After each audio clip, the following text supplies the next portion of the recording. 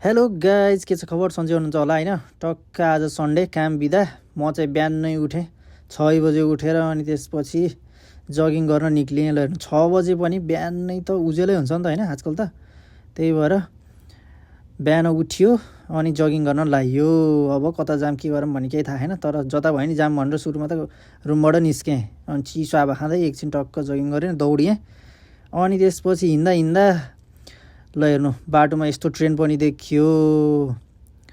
अनि त्यसपछि हिँड्दा हिँड्दा आज करुणाको नाइटको काम थियो, त्यतैतिर जान्छु भनेर त्यतैतिर लागेँ। एकछिन कुरेँ अनि करुणा नि आइपुगिन्। अनि त्यसपछि भेटियो अनि त्यसपछि हिँड्दै आएँ होइन। अनि त्यसपछि आएर नुहाइधुवाइ गरेर अनि त्यसपछि टक्क आज केही हेल्दी खाम भनेर यो उसिनेको सक्खरखण्ड स्विट पट्याटो बनाइयो, बोइल्ड एग, अनि त्यसपछि बनाना चनाको मिल्कसेक बनाएर खाइयो। दौडेर आएपछि यसो केही फ्रेस अनि हेल्दी खाम भनेर। दिउँसो त कता जानु गाइज होइन, दिउँसो चाहिँ लास्टै गर्मी छ, रुमबाट निस्किम भने नि होइन, यो गर्मिया। त्यही भएर यसो बिहान फ्रेस हुनको लागि निस्कियो। अनि त्यसपछि आएर टक्क बनाएर खाइयो गाइज। ल आजको लागि यति नै। See you in next one. ल है त।